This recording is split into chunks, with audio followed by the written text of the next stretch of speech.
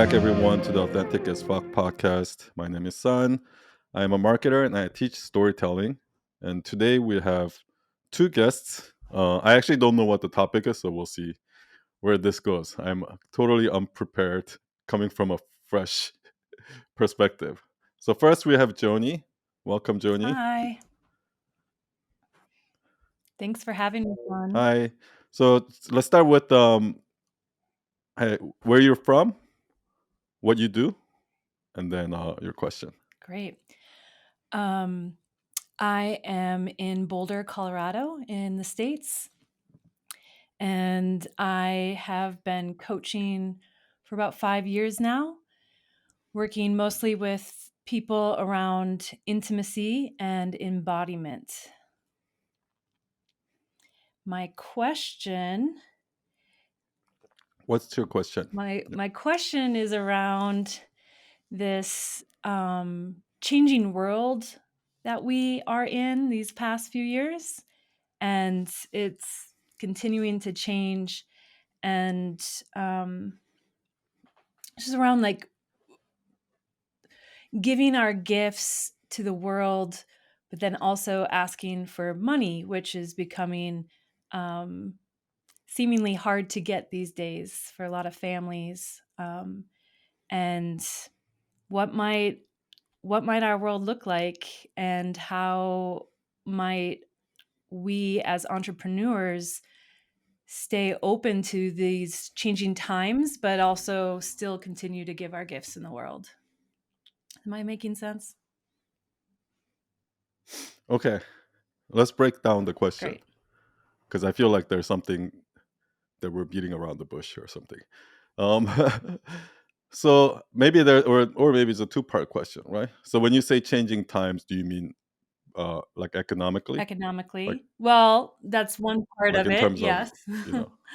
okay, hmm and then the other part was like in these changing times, what can we do as an entrepreneur to keep giving? Mhm. Like, so the second part of the question I think is, how do you balance the giving, being selfless, with making a living, right? Yes. Yeah. And then the first part of the question is about the changing times, which I'm assuming, like, because you talked about like how do you balance these two, Mhm. so I'm assuming it has to do with economics. But if it's something else, let's go into that too. I'm open. Yeah. Yeah. Thanks. Yeah. Let's go. Yeah. And I think what you're doing with night owls is a great example. Like, yes, our world is changing economically, but it's also changing in other ways. Like, and what I mean by that is like, I don't believe that people have to pay hundreds of thousands of dollars to get information. Um, Okay. right? And you're Got it. you're showing that with night owls, right? You're offering this wonderful community, and a very low price tag to be part of it, Yeah. right? I mean, I guess that's kind of, if you think about it, that's less about changing time because and it's two different issues, because changing time actually is the reason why someone like me exists, where you know 1,000 years ago this information would have been only for emperors, right? Mhm. Maybe 100 years ago, 200 years ago, it was only for a certain class of Mhm. people. Now it's available to everyone, so it's actually the opposite, right? So it's actually getting cheaper and more information becoming more free. But what happens in between is, in every market, with every new technology, right, with every new revolution, right? When the printing press first came out, when the television first came out, when the radio first came out, like with every new iteration of technology, there's always going to be opportunists trying to scam people and get opportunity from there, right? Like the other day, I saw a video of Russell Brunson, who's the founder of Mhm. ClickFunnels, um, and he's like the ultimate bro marketer, right? And him talking about how he's like this fascination about like, oh, like during the gold rush, when all these losers are going after the gold rush, how the one who sold them the shovels and the you know The ones who show the shovels and the picks are the smart people, the entrepreneurs, blah, blah, blah, right? But what he's not connecting there is basically you're saying your customers are losers. Like your customers are like you're basically saying 90% of your customers are not going to make money, but you're going to 100% make money from them because you're selling shovels and picks. Are you like, do you not realize what you're saying? Like, it's so weird, like how our values have shifted like that. Not our values, I guess. You know what I think what happens is I actually like maybe this will clear things up for you. It's not as it's not it's not as end of the world as you think. It's not as dark as you think because what's really happening is with this internet, social media, and things like that. There were certain people that came up and took advantage of this by setting up these like marketing tactics and conversion tactics to kind of like oversell and not really deliver, right?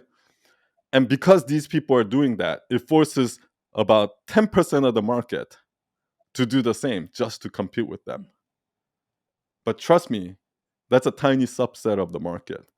90% of the market, the real world, don't even know that these products exist. Or they look at these products there, they're like, oh, that's for losers. It's kind of like when you see those infomercials on TV and 3 a.m., right?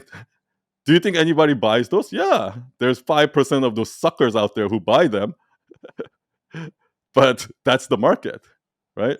So trust me, in a big scale of things, the mainstream doesn't even fucking fall into this scam. So you don't have anything to worry about. What I'm going after is this. Here's the mainstream market. Here's the self-help market. Majority of mainstream Americans are not into self-help, not into personal development, not into any of that. Okay? These people are. So what these people are trying to do is they're trying to charge $3,000, $5,000, $15,000 to milk everything out of this small market, right? Because those are the only ones who falls for it. Whereas in what I'm trying to say is, I want to go after this. The one who doesn't fall for that. One who doesn't want that. Like my cousin, my friends, who don't even know who Tony Robbins is, who's never fucking read a self-help book, who's never taken a marketing course, that's who I'm going after. And that's a bigger market. The people who doesn't know who Tony Robbins is a bigger market than people who know who Tony Robbins is. Trust me. Most of the world who doesn't know who Tony Robbins is. I know that might be fascinating and surprising to some of you guys to hear, but most people, 90% of the world doesn't know who the fuck Gary Vee is. Okay?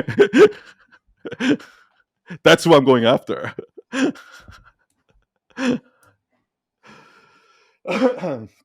So, but anyway, sorry for the rant. Let's go back to your problem. So let's pull on that thread. What else is in there? Yeah, thank you. What are you really, really struggling with? Yeah. I'm struggling with to putting a price tag on whatever all the things that I offer. Like, and this isn't old. This isn't new. This has been with me for What do you offer? Well, Coaching, group coaching. Yep, I do individual work. I work with couples, and I also run groups. Okay. Okay. How big is the groups? Groups can range. They can be really small, just under 10 people, and I've also done really large into large for on that scale. So like 50 to 100 people. I've only led a few of those groups, but have done that. Got it. Got it. Okay. And then you have one-on-one clients or couples clients. And these are all live sessions. Yes. They're all live. okay. All live. So you have to charge by the hour. Okay. Okay. So let's do this. Well, I've charged by the hour is one way to phrase it. I do packages. So like with group events, like that's the cheapest way that people can work with me is in a group event, right? Um, but if people want to Yeah, go yeah, yeah, deeper, then they can buy a package, and yeah, yeah, those yeah. prices can No, no. get. What I was saying is like the supply and demand side Mhm. is ultimately for you. You are charging money for your Yeah, hour because once you stop working, you stop making money. You know what I mean? yeah. So that's all I meant. Like, so which is same. It's the same for me. Once I stop working, I stop making money. You know what I mean? Mhm. So there's nothing wrong with that. Okay. So now I want to say this. For me, there had to come up because I am like that. I can't be like trying to have a second agenda. I'm trying to help you client here so that I can get this out of you. Like that is just not me, right? So if you just leave it 100% up to me, I would lose money. Like I would be broke. So what I have to do is I basically have to. So at some point I realized that, like a couple years into the business, I'm like, okay, at this rate, I think I'm gonna go bankrupt. So what I needed to realize is I needed to completely draw a clear line between what are the things that make me money versus what are the things where I'm helping people or what I'm doing it for a different reason. Like so when I go into every project that I work on, I was crystal clear. Okay, this I'm doing this so that we can pay the bills and we can survive. This I'm doing it so that I can help this client. This I'm doing it so we can put it on our portfolio. So I was very very clear on, and once you do that, it actually makes everything easy because now I don't have to try to like pretend like I'm trying to help this client. Nah.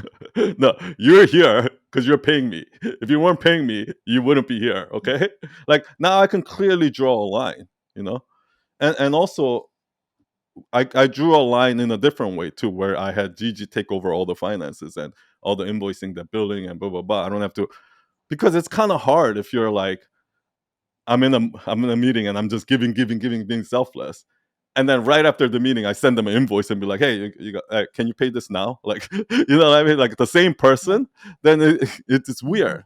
But the fact that like we have a good cop, bad cop going on, that I am giving it all, and Gigi is like collecting in the background, and then if the client tries to like bypass Gigi and come directly to me, Gigi will cut it off, like, and then the client kind of understands that because they understand that we need to make money also. But they also it doesn't change the fact that I'm all about giving. So once in a while, things does slip through the cracks where they got something for free out of me. Yes, that does happen. But I have a safety measure here who's make sure her job is to make sure that doesn't happen. Do you understand what I mean? Yes. So what I would do is that have certain safety measures within your business, whether it's a rule, policy, or even like one of the things that I did was, if I keep coaching, um, like through discovery calls and like that actually wouldn't work for me. So what I had to do is I just had to set up a Calendly link with the credit card thing, so that if you want to book me, just pay with your credit card and book me. So I'm not even worried about the money part. Then I could just fully focus on that 1 hour on helping you, right? Like I've completely separated the whole money stuff out of this, siloed it, so that the money thing happens outside of this. And like somehow you need to set up a process like that. The calendar is a good example, right? How having somebody else do all the invoicing, hire a VA to do all the invoicing and go bother the clients and chase after money. Like setting up processes like that is, I think, is what did it for me. Now, like now I can completely stay true to myself and still live in a nice house. you know, yeah, you can have the best of both worlds. I mean, does that help? Or I mean, does that resonate with you? Or It does. Yep, it does. There's just, I guess, this part of me that's like, that's arguing, like, maybe it's just upset that people even have to pay to get some part of this, like, which I know you can relate oh, okay, to. okay, I see what you mean. Yeah, no, I can't relate to At it. all? Actually, I used to be able Oh, to okay. when I started out, Yeah. but now I can't relate to it anymore because um, it's because I think that you probably haven't really thought about it from their perspective yet. For example, like for me to be like, oh, I'm going to charge this much to do this is like, oh, I feel like, oh, this is so easy. I feel like, I feel like it's, like they could do this themselves. Like, I feel like I'm charging them $1,000 to do this, right? But here's the thing.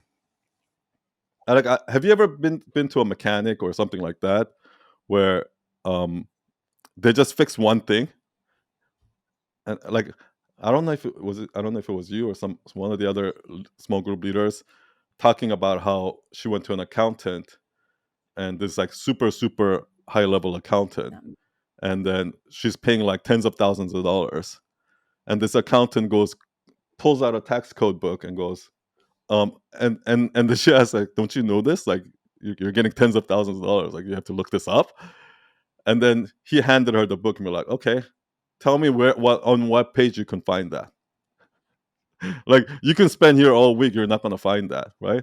I can find it in the next 15 seconds. That's what you're paying me for, right?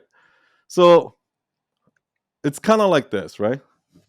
And I gave this example before. Let's say right now one of your Instagram posts or TikTok posts went viral and it got 5 million views, and like tens of thousands of people are coming to your website, and there's a link for booking to your Calendly page, so you can book coaching call with them. But that link is broken because it's off by one character. So tens of thousands of people are coming to your site. They're clicking on the link to book a call with you, but none of them are going through because there's one typo in there. But you don't know how to fix it. And so now you're losing tens of thousands of dollars right now as we speak because you don't know how to fix that typo, right? How much are you willing to pay me right now for me to go fix that? Right? When you're in that dire situation. So, and I see, I've been on the other side of that many times where I'm like, okay, I wish a pro would just come and tell me this so I don't have to waste the next 15 days wasting time doing this. Mhm. Right? Mhm.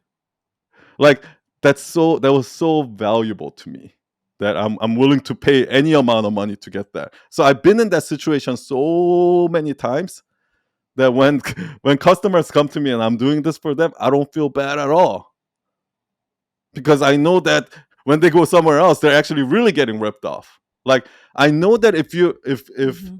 a client comes to me and I make their sales page for $50,000 and they're gonna double their launch and make $1 million extra profit, do I feel bad for them? As opposed to if they went to another company and they only raise their conversion rate by 1.5, so they make $500,000 more. I just made them an extra $500,000. Do I really feel that bad that I charged them $50,000 versus $15,000? No, I don't. Like if I don't feel bad because I know what I'm delivering compared to what other people are delivering. Night Owl, I charge $5, not because I feel bad. Like I can probably charge, I would say Night Owl, I can probably charge $200 a month for Night Owl, and I wouldn't feel bad. For Night Owl Nation, if I was charging $200 a month, I wouldn't feel bad because I feel like compared to what's out there, it's such a bargain at that price still. Mhm. So I still wouldn't feel Mhm. bad. But the reason why I'm charging $5 is because I know there are people like I personally know people in India and Nigeria who would benefit from this, and they can't even afford $20 a month. Right. That's why I'm charging $5 a month. It's not because I feel bad, you know. Right. And let me clarify, it's not that I necessarily feel bad, it's because what you just said, like, there are people who could use the information that literally just can't afford price tags that I may put on it that I have Yeah, stood behind. I have, had six-figure price tags that I felt great about giving, and I know that those people got, they were happy with what they got, and I was happy to give it. But like you said, not okay. everyone is in that Then maybe world. what you need is maybe you need a separate product. Maybe you need a separate product that you can help people with, because you're not going to help people with these products. Trust me, with my agency where I charge 50,000, $100,000 for Mhm. websites, trust me, I ain't helping anybody with that company. Maybe the only person I'm helping is myself and my employees, but I and my clients. But I'm not help. I'm not running Night Owl the agency to help people. That's why I started Night Owl Nation. Do you understand what I mean? Yeah. Yes. So maybe that's what you need. Maybe you need to separate. Okay, this is the business I need to run so I can make a living and I can pay my bills. Mhm. And this is what I'm doing. This is a new product I created where I'm gonna jump on a Zoom call once a week, and anybody can join. It's $5 a month, or it's free, or whatever you want to do it. You can't try to mix the two. I don't like the businesses like Tom's, Warby Parker, where they try to mix the two. That shit never just works out. I feel like at the end of the day, it's actually better if you just be a capitalist, make money, take that profit, and then help people. That actually works better. That really lands. Yes. Thank you. Okay, cool. Yeah, and I think that's probably why I'm doing this. That's probably why I started Night Owl Nation, because I didn't feel that type of fulfillment from Night Owl, other than the financial rewards, right? Yeah. And and that's why I started Night Owl Nation, really. you know, Yes. Thank you. but I still need this to Right? fund this. So yeah, okay, cool. Anything else? You good? I'm good for now. Thank you. Awesome. Okay. Okay, now I'm gonna bring in C. Welcome, Hello, C. everyone. Hi. So tell us where you're from, what you do, and then your question. Okay, so my name is C. I'm originally from Hong Kong and currently I'm living in Poland. I am an inner child healer and somatic art therapist. And so what I do is I host Women's Circle for women in inner child healing. Yeah, it's very similar to Joni's work as well. And so I'm also very passionate about that. Which my question is also like some sort related to that as well, is that like I have a lot of, because of my past experience, that is like why I started to do this job. And so I have a lot of like my own life story or like the story I heard from my clients. But Mhm. whenever I present it, the reaction I get is usually like, oh, it's really cool story, or like I really love your story, but that doesn't link with them buying my service. And so that part is like how Okay, to got it. connect. Yeah. So let's dig a little bit deep, because I need to understand Hmm. what it is that you. I understand what Joni does, because we've talked about it in small group leaders and meetings and Hmm. stuff like that. So now I want to hear from you what you do. So, or what is it you think you do? Okay, so what I do is that I organize. So I only recently moved from in-person work to online as well because I want to reach to more people rather than just like locally. And so I host daily time daily, like on Zoom meetings, that we will do movement and we will create art and we will do meditation, like these different tools that to embrace our like wounded part inside us. So it can be like trauma, or it can be like family issues that we didn't talk about it before with someone else, but it's just deep inside us and make us like stuck and make us have a lot of different self-sabotage patterns. Can be Okay. like So not give me a story. Now give me a story.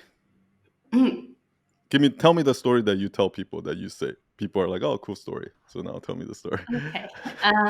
So like I grow up in a family that believes that if you study hard, then you will have a good life.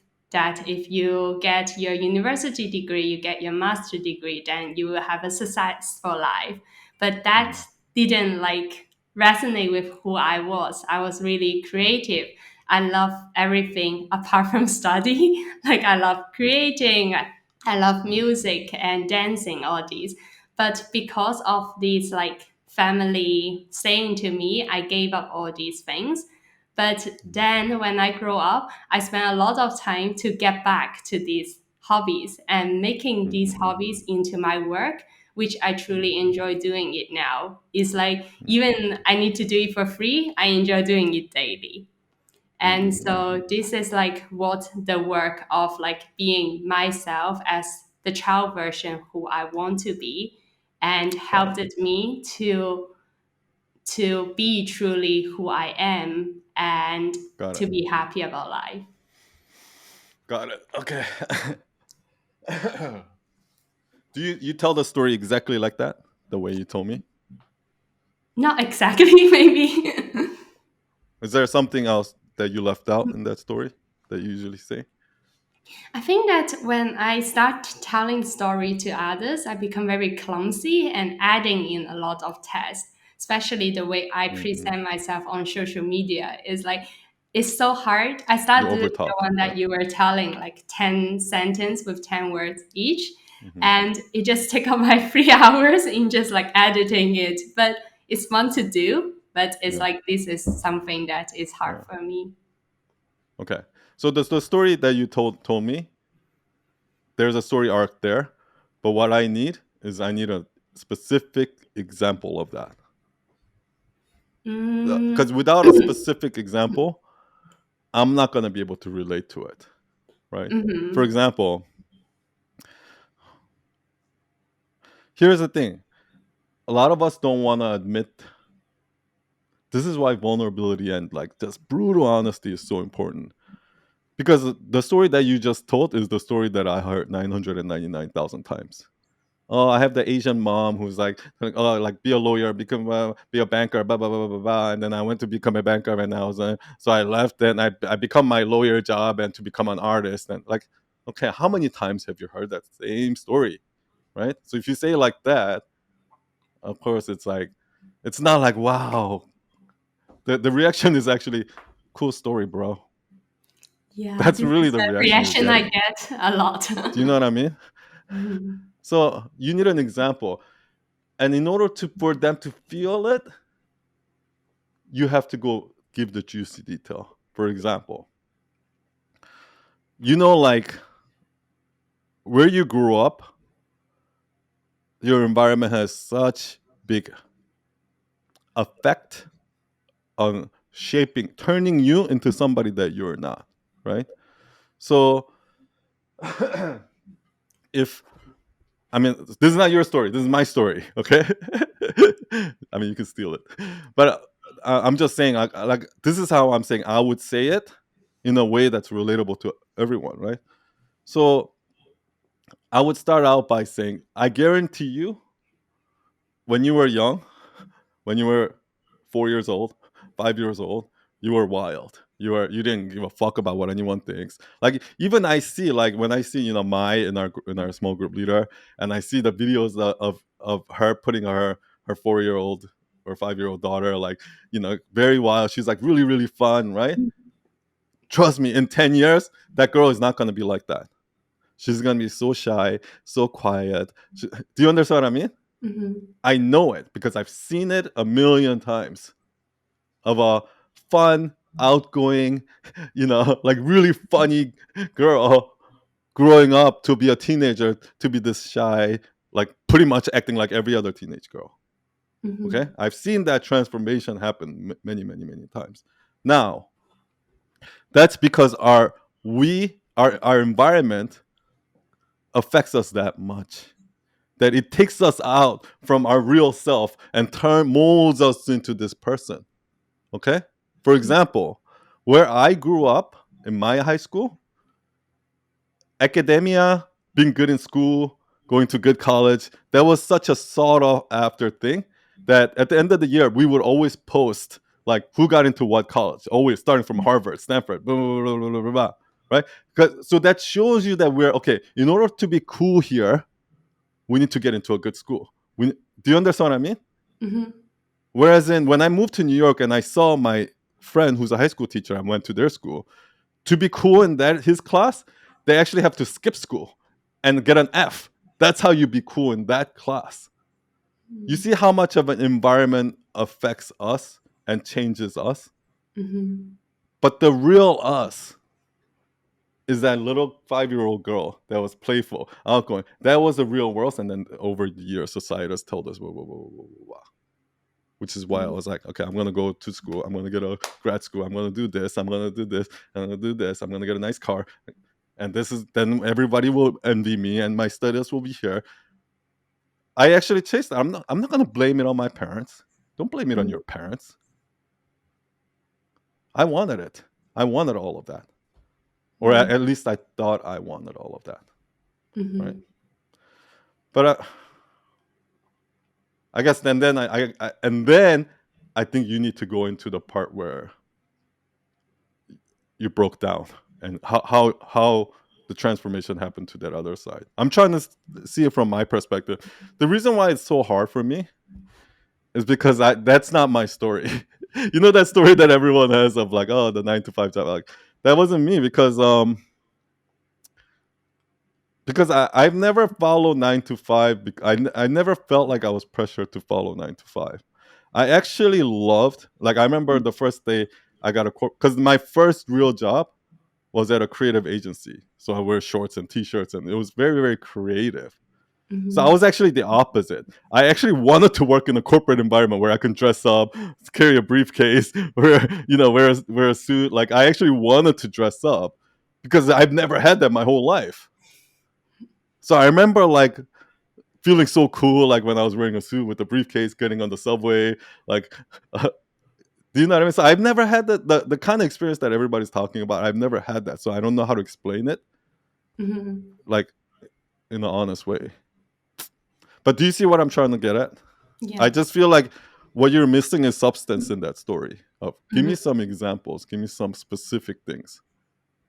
It's like what you were saying is it like because my side of story is also very similar to a lot of others. So instead of making it like my own story, making it more like in a general public way. Yeah. Well, no. I'm saying the opposite. The more specific you make the story about you, the more relatable it'll be to others. Mm-hmm.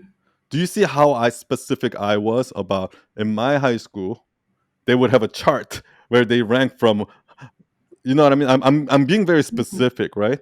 Um, and I say, like our small group leader, her daughter, she's like very wild, always playing in the playground. I guarantee you, when she's 15, like I'm being very specific. I'm not being generic, like, oh, we, when we're young, it's our authentic self, but as we grow up, we grow out of there. Like, I'm not using some vague poetic language to write a poem. I'm giving Mm-hmm. you something tangible, specific, right? That specifically happened for me. Mm-hmm. But when you share a specific experience that specifically happened to you, that's when it actually becomes more relatable. That's when everyone's going to relate to it. When you try to make it general for everyone, Mm-hmm. that's when it just becomes cliche and goes one year out the other year. When you make it specific for you, that's when everyone's gonna resonate. This is what Seth Rogen said about uh, Superbad.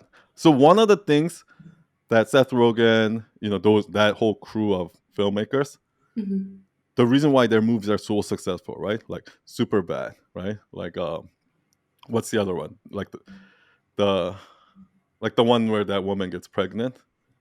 Oh, maybe that was Superbad. I don't know. Anyway, I don't remember, but like 40-Year Virgin, like all those series of movies.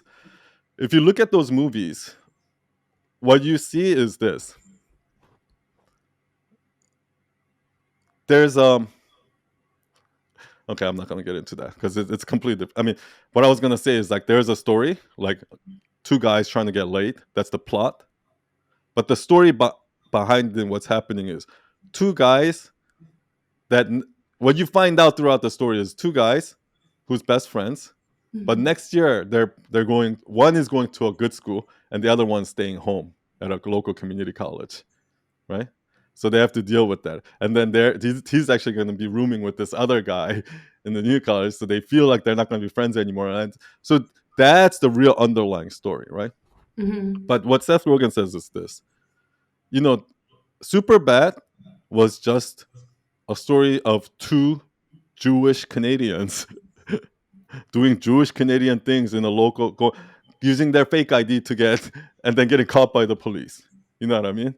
And then trying to get laid, and then go to a party, and then this happening. Like all of these scenarios were real things that happened to them that were specific to them. But Superbad ended up becoming the best, highest selling high school movie of all time. How did that happen? It's because the more specific you make it to you, Jewish Canadian boys living in a suburb, the more relatable it is to everyone. The problem is everyone wants to create the dramatic story. Like, oh, I had, I was I was in the gutter, my rock bottom moment, and then I came like this. Or like everybody wants the dramatic story of the everybody wants to tell the high school prom king, prom queen story, or the biggest nerd story. Nobody wants to tell this story in the middle. But 99% of us growing up in high school were neither the high school prom king or neither the biggest loser in the school. All of us were somewhere in between, trying to just be a little bit cooler. Do you understand what I mean? So when you write a story about that person, you're actually going to relate. When you write a story that's specific to you, because you're that person, it's actually going to be more relatable to everyone. Do you understand what I mean? Yeah. So really be myself and tell Yeah. what happened The to me. juicy details. Those Okay. juicy details you don't want to sell. Like what I said about yeah, like I wanted to get on that board, right? I knew that uh, for me, like I knew that if I didn't at least, because there in my school there was about 20 kids that gets into UCLA. So it'll always be like one gets into Harvard, one gets into Stanford, maybe 3 gets into Berkeley, like, and then 20 gets into UCLA, and then USC, and then UC Irvine, and boom, boom, boom, like it goes like that. But I knew that at least if I don't get to UCLA and above, that's shame. Like I know that was going to be shameful for me if I get under, because all my friends are up there. Do you understand what I mean? Yeah. So I'm not gonna sit there and be like, yeah, I grew up in this tiger mom who forced me to study. That sounds like a bullshit story to me. But when I say the truth, we're like, okay, like I knew my friend, this guy was getting into that school. My friend, this what he was getting into, blah blah blah blah blah. And I knew that at least if I didn't get into this school, that I wouldn't be part of that crowd anymore, or something like. If you say it like that, then it's more believable. It's more relatable. It's more, you know what I mean? Like, and it actually adds to the point of like how in such subtle ways society forces you to do things without you even knowing, like how the society makes you think that this is what I actually want when it's not, right? Like even something like that, like I don't know. I don't know where I Yeah. was going. There is a story that it happened to me like last year. It's related to my own healing journey. I really want to tell, but I'm just like cannot organize it in a way.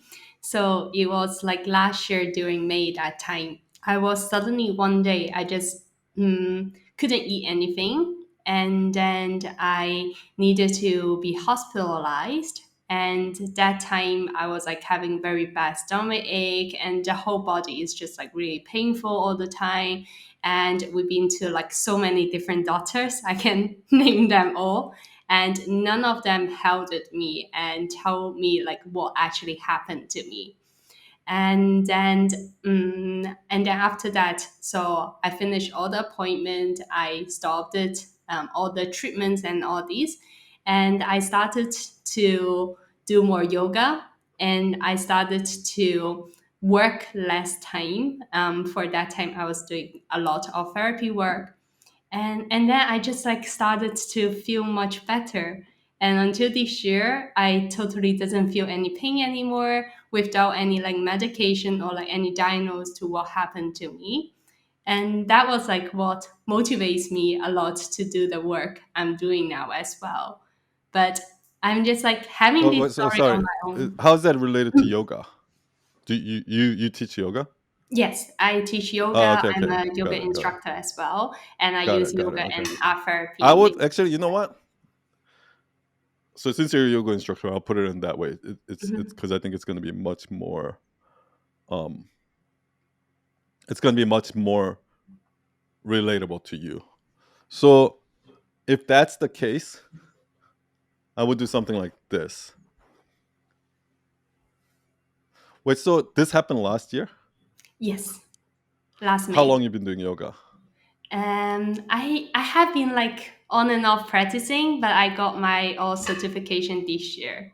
Like since Okay, the so like this is all recent. Okay, got it, got it. Okay, I would actually not focus your story on that your childhood and that part. mm-hmm, Try to wrap that part up mm-hmm, like in just a few couple of sentences. But mm-hmm, the gist of what you want to get is like, you know, maybe more than a couple of sentences, but like try to pick a specific example like I picked about trying to get on that college list mm-hmm, that makes audience believe that this is what you wanted. Okay? And then going through life and then now you need to get to that point where you feel like feeling stuck. And a lot of people don't know how to explain that story because a lot of people don't know why they're stuck.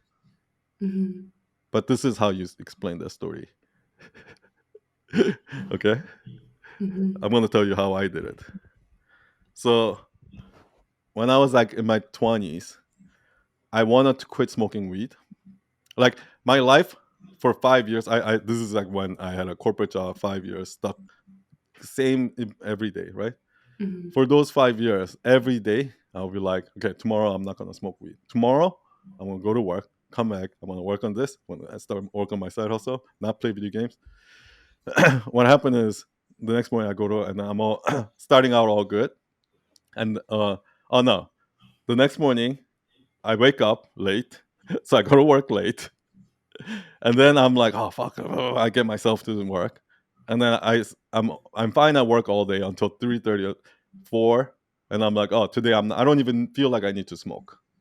But then as soon as 4 o'clock hits, like I start getting the urge, like I can't wait to get out of here, go home and take a hit. And then once 5 o'clock hits, I'm just like walking to the subway. I'm not even thinking. My brain is like my body is just moving on its own. Go smoke, and then immediately I'm like fuck. But then like I get into the lazy mode. And I'm like, okay, I'll just since I already smoke, I'll just play a video game.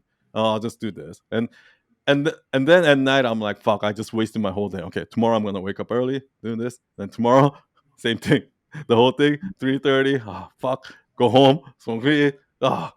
Play video game, eat junk food. Tomorrow I'm gonna change my life. Over and over. That was me for years. mm-hmm, That's how I knew I was stuck. mm-hmm, Okay. Okay. So you need to explain with juicy details of Mhm. what it feel like to be stuck. Okay. So now we've set the premise, like this is how it was. I thought I was one of this, and then it made me stuck, and then the transformation, right? Which is for you is the yoga. So you need to double down on that. And I guess you're gonna have to be more specific on that as well. Mm. I'm trying to think.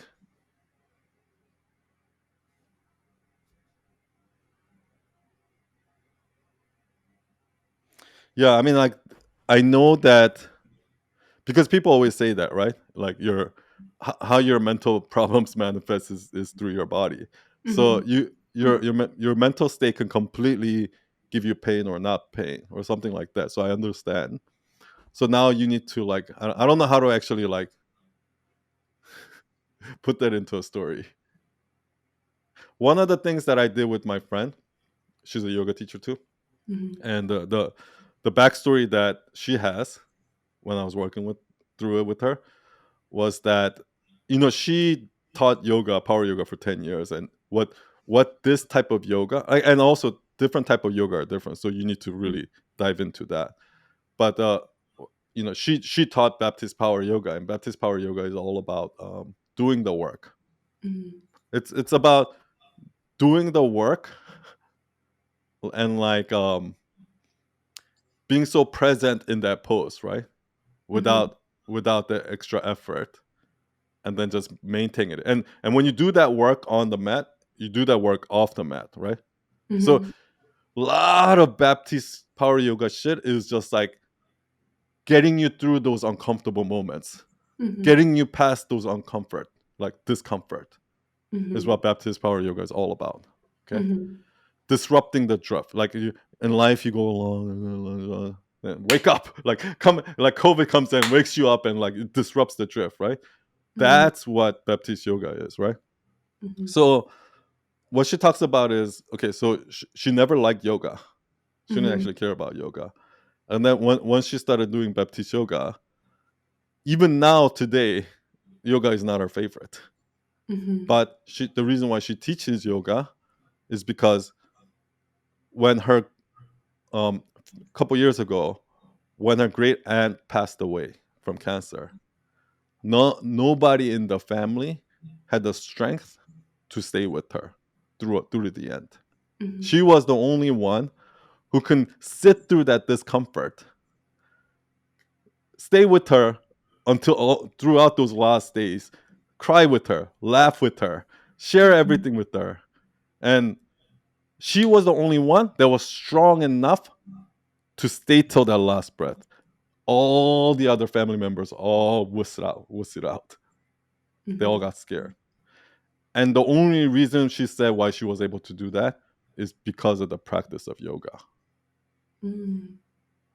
So now I want to give that, somebody gave the gift of yoga to me. So now I want to give that gift to you. Mhm. That's the story, right? That's beautiful. So, but you see how when, like, I don't know how many times I can say it. When a story is true, Mhm. they're gonna be unique and they're gonna be relatable. But it has to be brutally true. And that's what most people don't know how to do. Mhm. And it's two parts. Most people don't know how to do because two things. One is because they're embarrassed or they're scared of judgment. Mhm. But another part is they don't even know. Like, with that girl, we had to sit through and talk through this in order to come to the point where, like, oh, that's what happened. That's why Mhm. at Night Owl Nation we're doing this. We're every week we're doing this so that we know what the fuck were you doing. You know what I mean? Yeah. I guess this is like the feeling for me is like I do a lot of work on like digging other story for their lives in my work, and comes to my own story, I'm always like in that bold mind, like I'm just doing these, and that's why these. and I just cannot help myself to dig my mind this feeling. Yeah. It's because I think it's the same reason why, like, I can't work on my own website. Mm. Because if I work on my website, this is what happens. If when I work on other people's website, I took my emotions out of it, so I can judge Mhm. everything from an objective point of view. So I Mhm. can make very logical decisions. I know that, okay, that doing that would be a waste of time. So even though it's I'm willing to do it 80% on parts where it needs to be 80%. I'm willing to get it done rather than getting perfect, Mhm. which is what needs to happen. Otherwise, it's never going to get done. The reason why I can't work on my own website is because I'm not trying to get it done. I'm trying to get it perfect. And the reason why I'm trying to get it perfect, which there is no such thing as perfect, because that perfect is the version of perfect that my ego created for me. So it's not Mhm. even really me. So because of my ego, you can't do it on yourself. Mhm. Because your ego is coming in, but like, oh yeah, is that what you're trying to do? Well, I'll show you. And then they start implanting them like, no, what you really want is this. No, what you really want, like, well, no, who you really are is this. When those things are not true. No, that's what your ego wants you to be. No, my ego wants me to be. I'm a very spiritual, creative being. No, that's what your fucking ego wants you to be. No, you're not. Oh, no, I'm my mind is too complex and I'm too smart. Most people don't understand me. No, that's what your ego wants you to think. Your mind is not complex, okay? You're fucking simple. Mhm. All these things that you think you are, it's what your ego is telling you want to be. If you really want to know what you are, ask the people that are the closest to you. Mhm. Those people will tell you the truth. The people that are closest to you that you trust, those people tell you who you really are. And Mhm. most of the times we don't want to accept it. Oh, Yeah. son, you're so impulsive. It's like, no, Yeah, I think that's son, you're so where like rude. Like, storytelling just like so fascinating for me. It's like it's just connects every dot. Why did I do that? Because in my business I have so many different elements and each element is like pretty new, like art therapy or like yoga, somatic experiencing. So in comes to like social media or marketing, I tend to like educating it like each of the parts separately, but throughout storytelling, just like making everything just so making sense yeah, why I'm doing that. yeah, and I'm glad you're seeing that, because that's the practice we're doing at Night Owl Nation, and that's how you're able to connect that yoga on the mat to the life situation with your Mhm. dying aunt. How those two things are related. Mhm. That's how they're related. If you know storytelling, you know how they're related. You Mhm. know Yeah. I'm the still the really new to night owl, so I'm just like really glad that in yeah. 2020 I find it here. How long have you been a member? I joined it in the beginning of this month, so not even a Okay. month yet. Yeah. I don't think I've seen you on Sunday service, right? I have Have joined you? once, and then both of the weekends something happens. But now from 2023, it's just a dedicated Sunday work for me. Okay. Cool. Yeah, yeah. Keep showing up, and then I think what one word of advice for you and everyone listening would be: don't try to force stories to connect. What Mm, we're practicing is we're naturally just seeing where things connect rather than trying, because as soon as you start trying to force things to connect, your egos are going to start creeping up again. So you have to have no expectation of where this story goes. Maybe this story is going to go to a place where I didn't expect at all, and it's going to expose the fact that actually my brand is like this. And mm, so be open to learning something new about yourself, changing something about yourself, something about your brand. And the only way you can be that open is to come from a beginner's mind and don't try to connect anything. Let it connect on its own. Mm-hmm. Yeah, that's really helpful. Thank you. Thank you, C. Thank you, Joni. It was a great. I guess I didn't come with any kind of expectation for it because I had no idea what the questions were gonna be. I think we actually got a lot of good stuff out of it. Like I said a lot of shit on this episode that I've never said before. I don't know if it makes sense or not. I'm sure like when I go back and watch it, I'll know. I'll see, but I think it was good. So thank you guys. Thank you everyone listening. I'll see you guys next week and cheers. Bye everyone.